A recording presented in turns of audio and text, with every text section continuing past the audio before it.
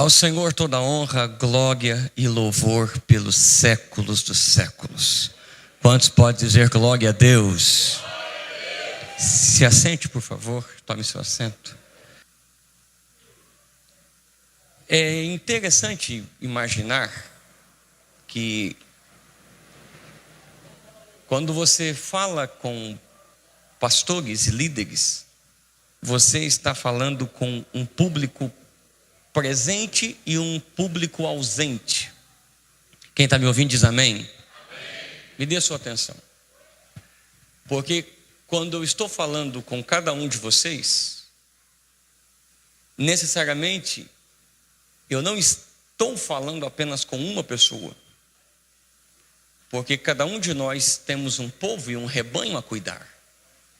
Então, quando se fala com pastores, eu não estou falando necessariamente com essa quantidade de pessoas que está aqui, mas indiretamente atingindo vocês, a gente atinge tantos outros que não estão aqui. Quando Jesus quis tratar com as igrejas da Ásia, a mensagem foi dirigida ao anjo da igreja. E por que a mensagem foi dirigida ao anjo da igreja? Porque uma vez que todo pastor e a liderança esteja resolvido, teremos uma igreja resolvida. Quando eu estou pregando para pastores e líderes, indiretamente eu estou pregando para um número de pessoas incontáveis. Ou seja, nós estamos aqui sendo preparados para continuar preparando e incendiando uma igreja. Nós estamos aqui recebendo as sementes, e dessas sementes se levantarão florestas para alimentar multidões, em nome de Jesus. O meu assunto essa manhã sobre vida devocional, e eu quero convidar você a abrir o Evangelho de Marcos, capítulo 1. Marcos, capítulo 1, a partir do versículo de número 21.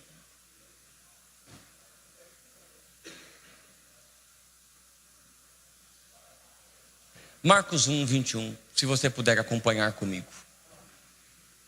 O texto diz assim: então, eles entraram em Cafarnaum. Assim que chegou o sábado, Jesus entrou na sinagoga e começou a ensinar. Ficavam maravilhados com o seu ensino, porque os ensinava como quem tem autoridade, não como os mestres da lei. Justo naquele momento havia na sinagoga deles, guarde isso, havia na sinagoga deles um homem com espírito imundo, o qual gritou: que queres conosco, Jesus de Nazaré? Vieste para nos destruir? Sei quem tu és, o Santo de Deus. Jesus, porém, o repreendeu, dizendo: cale-se e saia dele. Então o espírito imundo sacudiu o homem violentamente e gritando saiu dele. Todos ficaram tão admirados que perguntavam uns aos outros: o que é isto? Um novo ensino e com autoridade? Até os espíritos imundos dão ordens e eles lhe obedecem. As notícias a seu respeito se espalharam rapidamente por toda a região da Galileia. Assim que saíram da sinagoga, se você puder, repete após mim, por favor. Diga: assim que saíram da sinagoga. Isso. Assim que saíram da sinagoga, foram com Tiago e João à casa de Simão e André. A sogra de Simão estava de cama e com febre, e logo informaram Jesus a respeito dela. Então se aproximou dela, tomou-a pela mão, a ajudou a levantar. A febre a deixou e ela começou a servi-los. Ao anoitecer, depois do pôr do sol, trouxeram a Jesus todos os doentes e os endemoniados. Toda a cidade se reuniu à porta da casa e Jesus curou muitos doentes com vários tipos de enfermidades. Também expulsou muitos demônios. Não permitia, porém, que falassem, porque sabia quem ele era. Preste atenção agora. De madrugada, quando ainda estava escuro, Jesus levantou-se, saiu de casa e foi a um lugar deserto, e ali orava. E você diz amém. O meu assunto essa manhã com vocês é ocupando território. Eu queria muito que você falasse para 3 pessoas: pastor, por que 3? Porque minha língua é presa. Pronto, 3.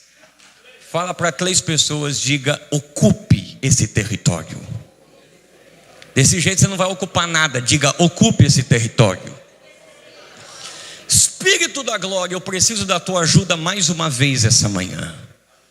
Fale conosco, porque eu sei que o Senhor está nos chamando para o secreto, porque é no secreto que o Pai nos vê em secreto, e em público nos recompensará por este secreto. Fale conosco no nome de Jesus. Quem diz amém? Me dê a sua atenção, eu não vou demorar.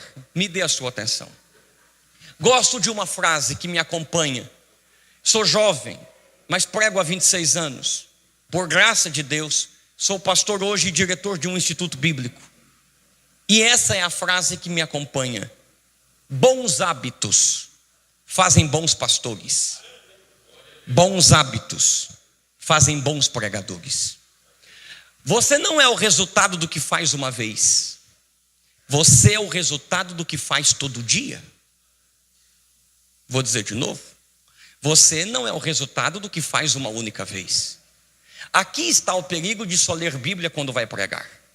Aqui está o perigo de só orar quando precisa de uma resposta. Eu não sou o que faço uma vez. Eu sou a soma do que faço todos os dias. É como alguém que vá na academia uma vez na semana e esperar ter um corpo saudável. Você não é o que faz uma vez. Você é o que faz todos os dias. A essa altura eu já tenho uma palavra. E qual é a palavra? Deus não está à procura daqueles que oram uma vez. Deus está à procura daqueles que orem todos os dias. Deus não está à procura daqueles que leem Bíblia uma vez. Deus está à procura daqueles que meditam na sua palavra todo dia. Igreja não é feita pelo que se faz uma vez. Igreja é feita pelo que se faz todos os dias. Eu acho que vocês não estão aqui. Vou dizer de novo: a igreja não é o que se faz por um evento. Até porque o que você usa para atrair, você usa para manter. Então, se o que você usa para atrair é apenas eventos que se faz de vez em quando, vai ficar refém disso. Agora, quando se tem uma disciplina de fé, de devoção o dia todo, então o corpo vai sendo cada dia alimentado e sendo saudável. Eu quero ministrar essa palavra essa manhã. Nós teremos igreja saudável, não por avivamentos que acontecem em épocas de festa, mas por aquilo que estamos plantando todos os dias em uma vida de oração. Olhe para cá. E eu sei que como pastor, a vida de devoção pode não resolver os dilemas da igreja, até porque eu estou falando agora de dilemas no sentido operacional, como contas a pagar, questões administrativas. Mas a vida de devoção do pastor pode não resolver os dilemas, mas resolve ele. Não estão aqui, vamos de novo. A vida de devoção do pastor pode não resolver os problemas administrativos da igreja, mas a vida de devoção do pastor resolve o problema emocional e espiritual dele. E um pastor bem resolvido terá uma igreja bem resolvida. Vocês estão comigo ou eu estou sozinho aqui?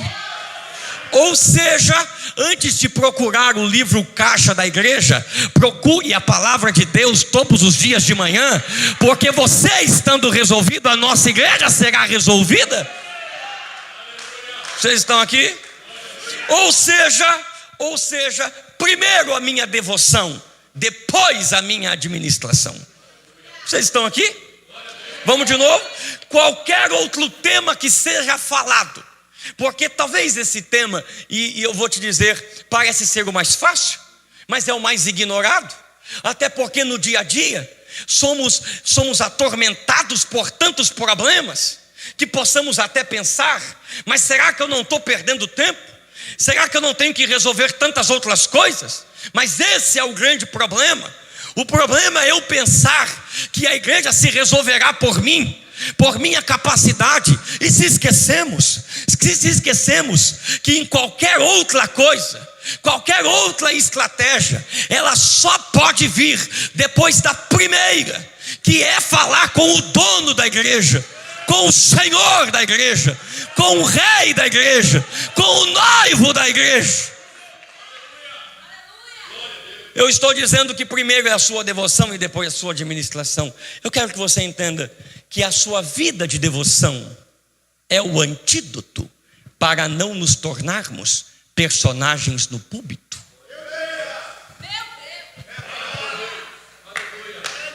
Mas, Bishop, esse é um perigo?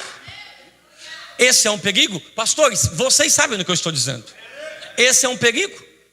Nós não temos mais mensagens com autoridade, porque autoridade é quando o que você fala e o que você faz se torna uma coisa só.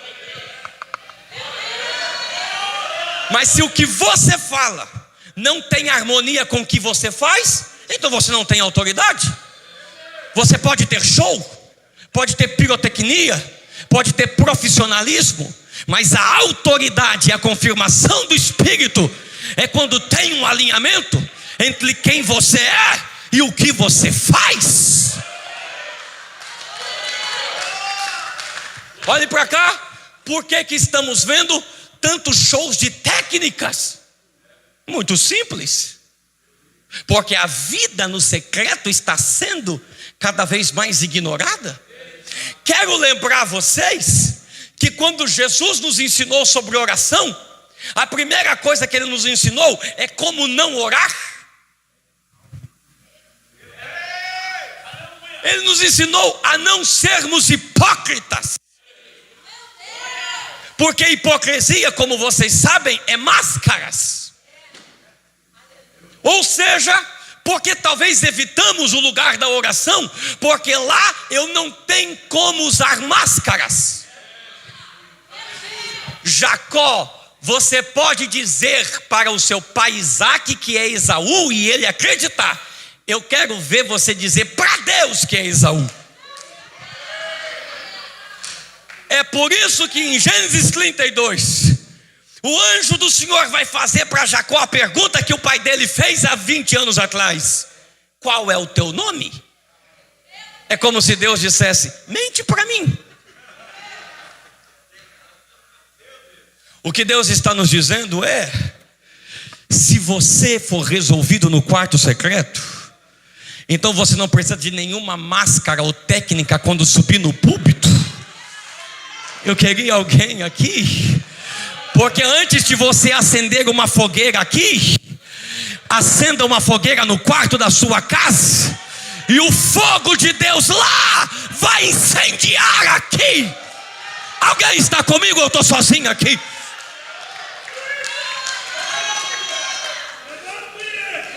Olhe para mim, não precisamos de profissionais do ministério. O sucesso ministerial é a capacidade de ocupar esse território. Qual território? Diga bem forte comigo, diga: uma vida de devoção.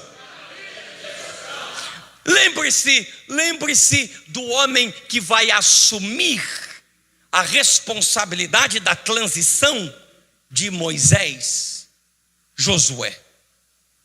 Lembre-se?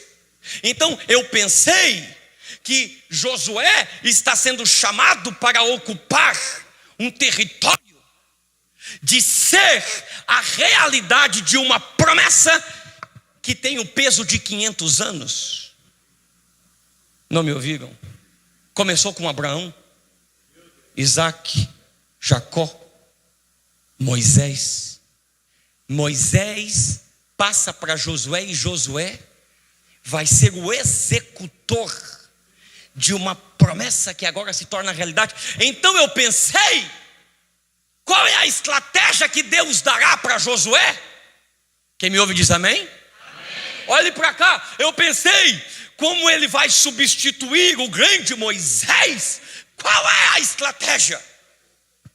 Até porque ele é um guerreiro.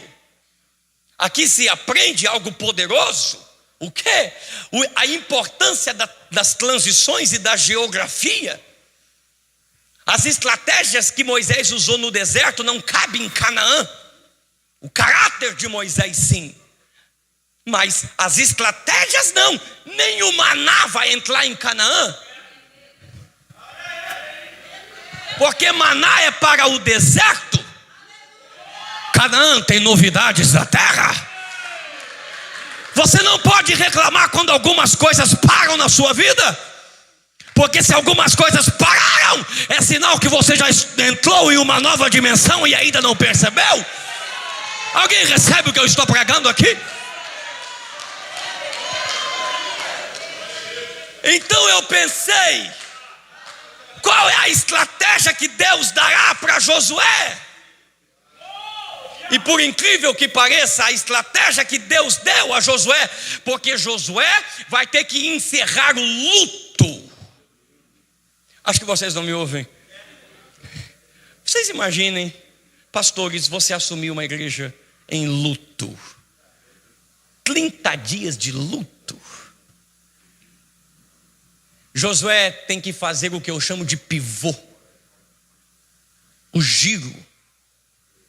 Na linguagem do futebol, o pivô é aquele movimento em que o atacante, que se joga de costas para o gol, quando recebe a bola, tem que virar.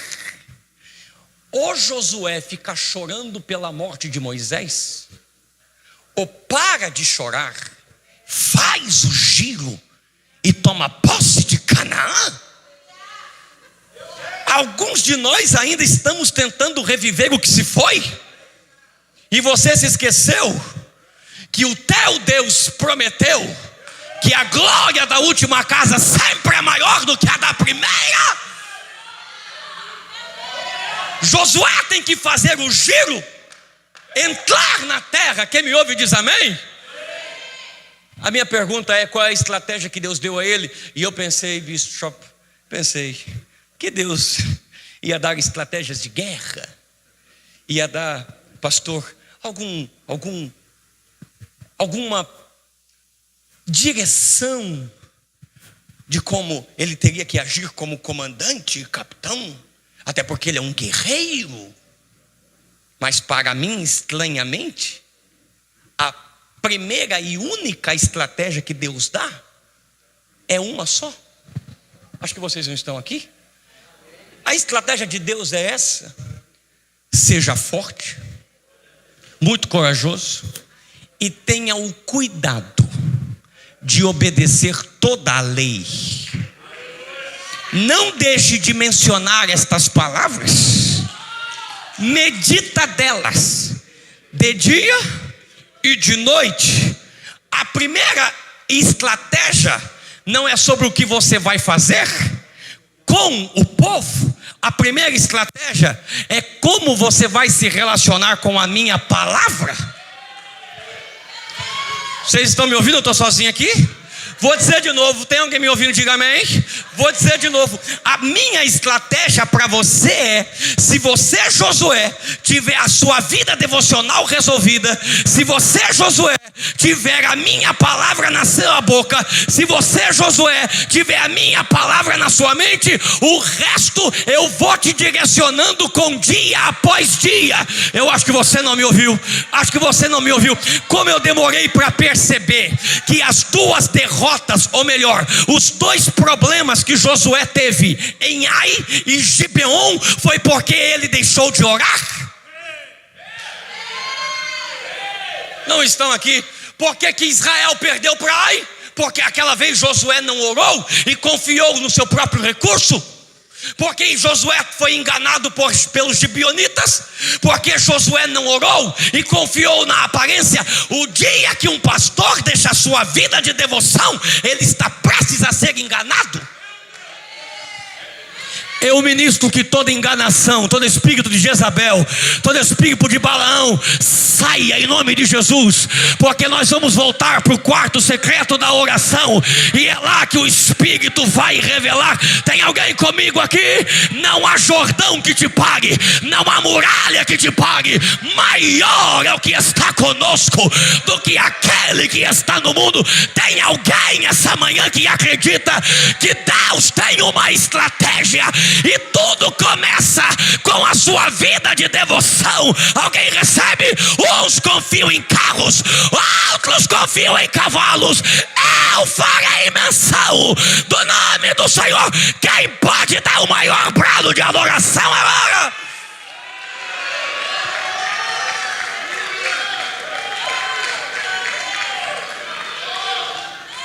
Se você puder, diga comigo, diga orar, meditar na palavra. Diga, não é sobre buscar uma estratégia, essa é a estratégia.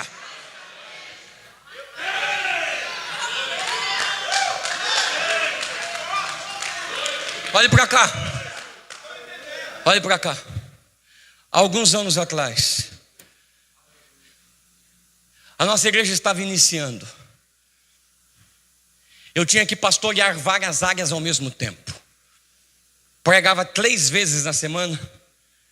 Estava fundando um instituto bíblico. Minha esposa tinha sofrido um acidente. Meu filho estava com problemas. Tinha muitas coisas para fazer.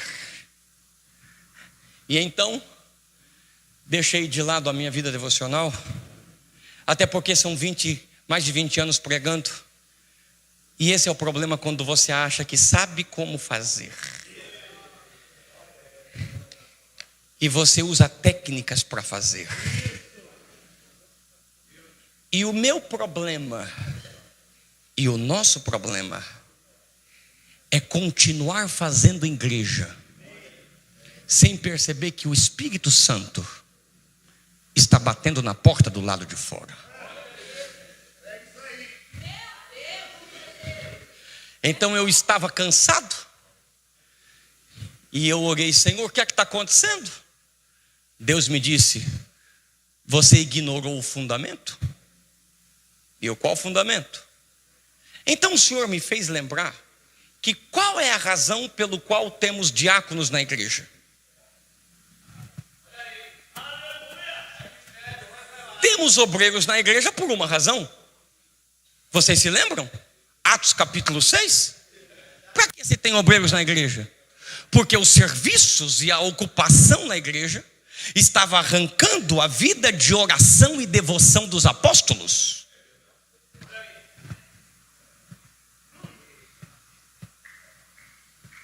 Então se instituiu diáconos para que os pastores e apóstolos não ficassem tentando fazer negócios ou postando coisas em Instagram ou social media, mas para voltar na ocupação que Deus deu a eles.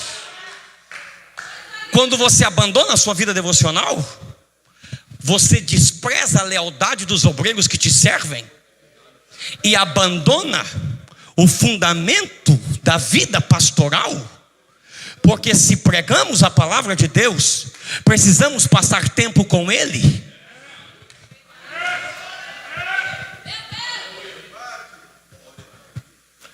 Então Deus me confrontou. E eu vou dizer isso, Bispo Enéas, eu vou dizer isso, Bispo Ron, eu vou dizer isso, pastores, eu vou dizer isso. Algumas vezes somos infiéis com aquilo que Deus foi fiel em nos responder. Nós dissemos assim: se o Senhor me der recurso, se o Senhor me desse obreiros, eu ia orar mais, eu ia dedicar mais, eu ia ler mais. Deus diz: eu te dei, estou te esperando no quarto da oração.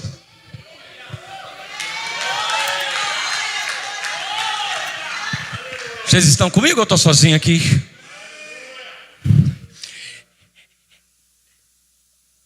Nos evangelhos, eu já vou terminar, de Marcos e Lucas, se percebe alguns hábitos de Jesus. Eu não tenho tempo para falar sobre isso. E eu quero falar sobre o hábito de devoção dele. Olhe para cá. Ele ora muito. Acho que vocês não me ouvem. Ele ora o tempo todo. Assim que ele se batizou, Lucas diz que nós enfatizamos que o céu se abriu, mas Lucas enfatiza que o céu só se abriu porque ele sai das águas orando. O que me ensina que devemos ensinar os nossos novos membros a saírem das águas para a oração. E enquanto ele ora, o céu se abre. Vocês estão aqui ou eu estou sozinho? Também me lembro que ele só resistiu à tentação porque ele ficou 40 dias em jejum e oração. Nós oramos para receber bênção. Jesus orou para resistir o diabo. Eu acho que vocês não me ouvem aqui. Olhe para cá. Mas eu quero especificamente esse texto. Lucas capítulo 5, versículos 15 e 16. Lucas 5, 15 e 16 diz assim: que quando as multidões o procuram, está escrito, todavia as notícias a respeito de Jesus se espalhavam ainda mais. Olhe para cá. O bispo Ron falou isso. Quando a unção de Deus chega, querendo ou não, você vai ter nível de reconhecimento. E não porque merece, é porque a unção que está em ti vai quebrando barreiras e vai sendo reconhecida. Então é muito natural que por causa da unção você receba mais notoriedade. Não se esqueça, não é sobre você, é a unção que está em ti. Queria alguém comigo aqui? Todavia as notícias a respeito dele se espalhavam ainda mais, de forma que as multidões, repete por favor, diga as multidões. Isso, as multidões vinham para ouvi-lo e para serem curadas das suas doenças. Jesus, porém, acho interessante esse texto. Por quê? Porque eu imaginei que uma vez que as multidões viessem, até porque ele veio para isso, essa é a intenção dele, esse é o objetivo dele, essa é a missão dele. Mas por incrível que pareça, o texto diz que no seu maior momento de fama, versículo 16, no seu maior momento de fama, ele não atende às multidões, ele se retira para lugares solitários e orava. Vocês estão aqui ou eu estou sozinho? Vou dizer de novo. Talvez esse seja o grande desafio. Prazer em revê-lo, pastor Écio. Deus te abençoe. Olhe para cá. Talvez esse seja o grande desafio. Olhe para cá. Talvez não seja o desafio de orar enquanto a igreja é pequena. Talvez não é o desafio de orar enquanto não tem convites nenhum. Talvez o desafio não é de orar enquanto não é reconhecido. Eu quero ver quando as coisas começam a dar certo. É nesse momento que eu preciso entrar lá. Porque é nesse momento que o meu ego naturalmente vai querer inchar. Mas é nesse momento que eu me lembro, a tua graça me basta. Eu queria algum pastor para me ajudar a pregar. Recebe o que eu estou pregando agora. Eu comecei a perceber que alguns espinhos, na verdade, foram a maior bênção na minha vida. Porque quando eu já estava deixando o lugar da oração, Deus permitiu um espinho na minha carne, para que eu orasse 3 vezes. Eu queria alguém comigo aqui. Eu acho que você não me ouviu. Quando o diabo tentou te atacar, na verdade ele te ajudou, porque te empurrou para um lugar que você nunca deveria ter saído, o lugar da oração. Tem alguém comigo? Eu estou sozinho aqui. Eu tenho uma boa notícia essa manhã e uma péssima notícia para o inferno. É que um exército de pastores de oração está aqui essa manhã. Alguém recebe o que eu estou pregando? Quem pode dar o maior brado de adoração?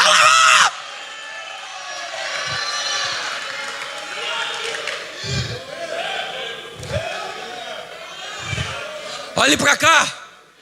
Em Lucas capítulo 6, versículos 12 e 13. Na escolha dos seus discípulos, Lucas 6, 12 e 13 diz que em um daqueles dias ele saiu no monte a fim de orar. Passou a noite orando. Eu acho que vocês estão aqui. O versículo 13 diz: ao amanhecer chamou os seus discípulos. Acho que vocês não me ouviram. Eu estou com medo. Estamos escolhendo obreiros só pelo relacionamento depois do culto?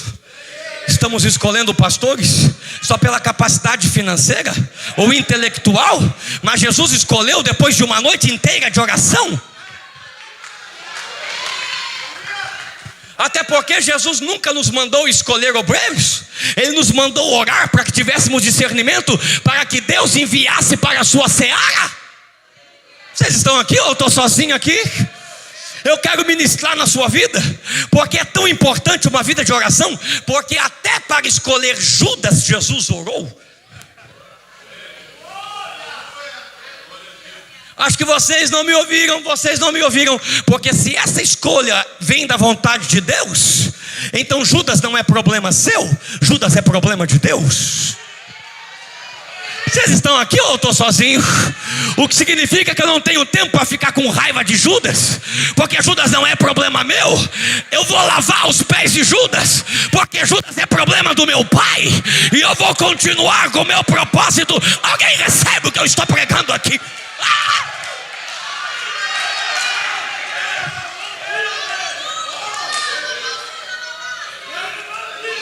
Preciso só de mais um texto e eu já vou começar a encerrar. Na noite em que Jesus foi traído, vocês sabem para onde ele foi? Para o Monte das Oliveiras. Repete comigo, para onde ele foi? Monte das Oliveiras. Para onde ele foi? Lucas 22:39 vai dizer por que ele foi para o Monte das Oliveiras. Olha o que o texto diz. Lucas 22:39. Lucas 22:39 diz assim: como de costume. Ele não vai orar porque está com problemas. Ele não vai orar só porque é a noite da traição. Ele não vai orar só porque está em dificuldades. Ele vai orar como é de costume. É tão hábito. Vocês estão comigo? É tão hábito dele, é tão costume dele, pastor, é tão hábito dele, é tão costume dele, que quando os religiosos perguntam para Judas: como vamos prendê-lo? Judas diz: tem um lugar que ele não falta.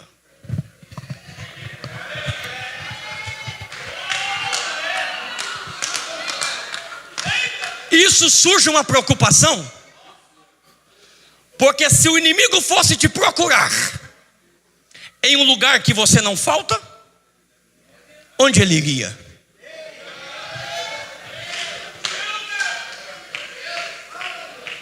Vocês estão comigo aqui? Você pode falar para o seu vizinho, diga: se o inimigo fosse te procurar em um lugar onde você não falta, onde é que você iria? Onde é que você iria? Será que nós estaríamos nos streamings? Será que nós estaremos nos cinemas, nos filmes? Ou tentando encontrar algum método, ao invés de ir para a estratégia da oração?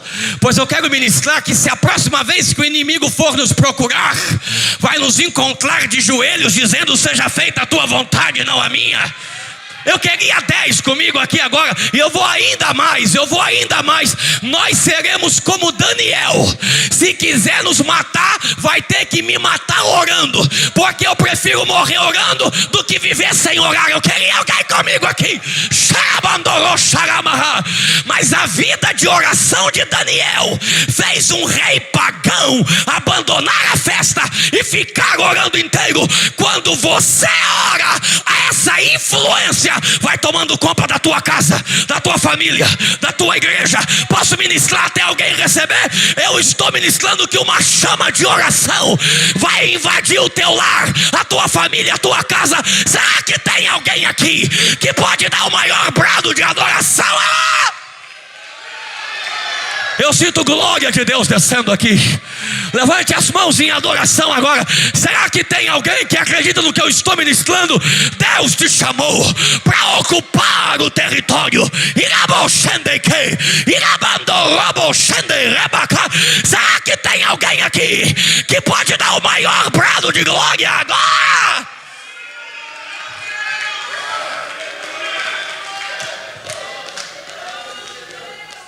Em meu texto de hoje, eu vou encerrar.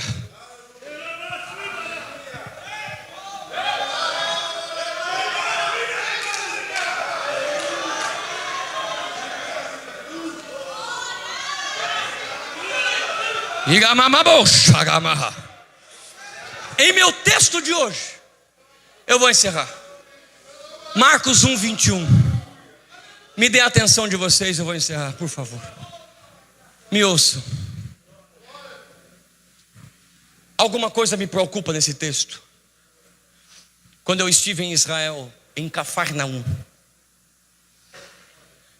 eu percebi o perigo que estava rondando a igreja do Senhor. Olhando para esse texto, a primeira coisa que me chama a atenção nesse texto é que onde não há uma vida de devoção, aonde não há uma vida de oração e de meditação na palavra, o culto fica superficial. Quem me ouve diz amém? Olhe para mim que é muito sério. O culto fica tão superficial que os demônios não se incomodam de participar nos cultos.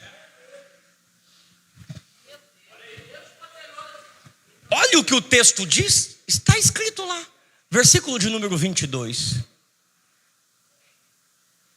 O versículo de número 22 diz, 23, o texto diz que naquele momento havia na sinagoga deles quem?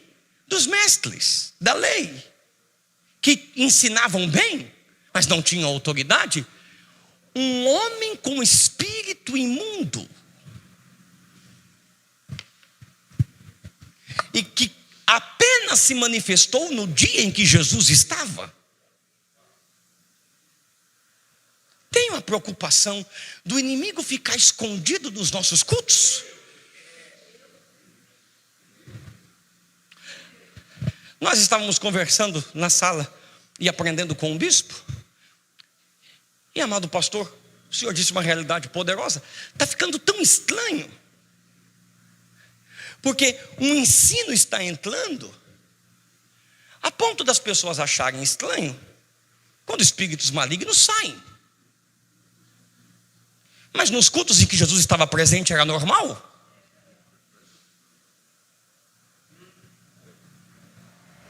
Até que eu saiba onde a luz chega, trevas não podem ficar.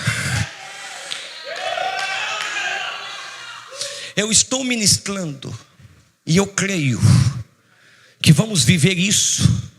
Eu não estou dizendo desses cultos aonde que se usam os espíritos malignos para conseguir curtidas. Não, eu estou dizendo de um incômodo natural de uma igreja cheia do Espírito, e que enquanto a gente prega e o culto acontece, não foi Jesus que chamou o demônio, foi o demônio que ficou incomodado. Eu acho que vocês não estão aqui. Eu vou pregar mais uma vez, alguém recebe? As nossas igrejas serão invadidas por essa devoção e por essa chama do Espírito, que não haverá inimigo que vai ficar escondido, porque ele vai ter que bater em retirada. Saia dos nossos lares, saia da nossa família, saia dos nossos filhos. Alguém recebe o que eu estou pregando aqui? Me preocupa ainda mais. Me preocupa ainda mais. Sabe o que me preocupa ainda mais? Me preocupa quando eu me lembro da igreja de Tiatira. Me preocupa porque a igreja de Tiatira tinha um espírito maligno ensinando na igreja. E o Espírito de Deus está denunciando aquele espírito. Deus levante profetas, pastores e mestres para denunciar o espírito.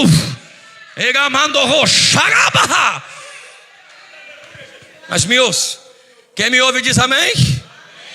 Jesus expulsa o demônio. Quando Jesus expulsa o demônio, eu começo a encerrar, me dê atenção. Ele expulsa o demônio. O texto me chama a atenção agora, porque propositalmente, assim que ele expulsa o espírito maligno na sinagoga, Jesus decide ir na casa de Pedro. Posso descer? Me ouça. Eu sempre li o texto sem perceber a conexão. Quem já esteve em Cafarnaum, eu percebi, é muito perto a sinagoga da casa de Pedro. Apóstolo Acácio, é muito perto. Não é normal. Jesus já sai na direção da casa de Pedro, como quem soubesse que algo estava acontecendo. No caminho, a notícia chega: sua sogra está de cama. Então a gente diz febre, mas Lucas, como médico, deixa claro que o problema não é a febre. Lucas diz é febre alta. E não precisa ser médico para entender que se a febre é alta, o nível de problema e infecção é maior. Tem alguma coisa escondida que não dá para saber o que é, mas que levou essa mulher de cama. E se ela levantou e começou a servi-los, indica que a casa ficou bagunçada. Quando Jesus chega, Lucas vai dizer que Jesus, me permita, bispo, pegou na mão dela e repreendeu a febre. Que estranho. Porque no Novo Testamento, a palavra repreendeu só é usada em uma ocasião, quando tem influência de demônios.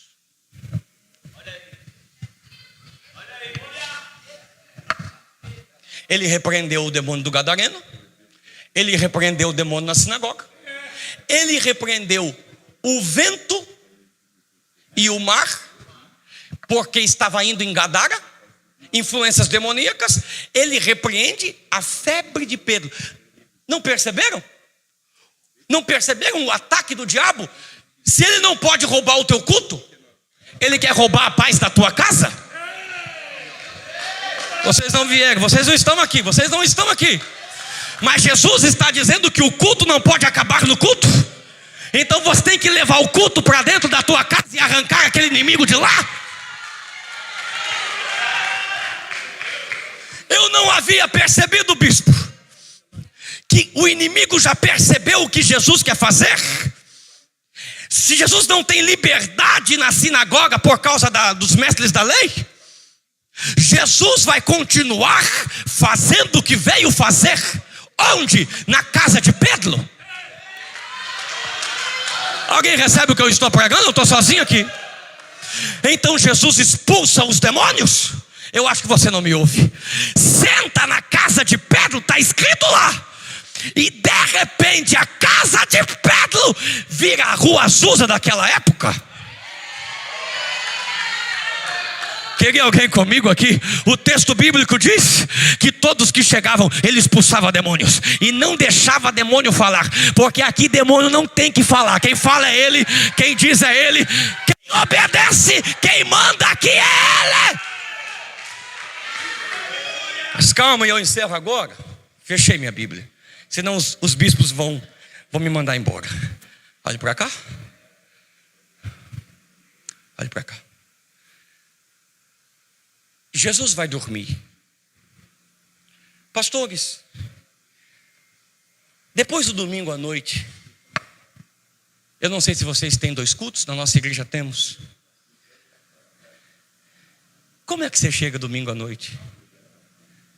Muito cansado. Eu quero dormir, nem conversar. Jesus pregou de manhã, expulsou o demônio da sogra de Pedro e passou o fim da tarde toda expulsando o demônio. Como ele estaria? Porque se o inimigo não pode contra você, então ele vai tentar te atacar para te cansar. Porque tem um lugar que ele não quer que você vá. Versículo 35. Ele está cansado. Mas de madrugada,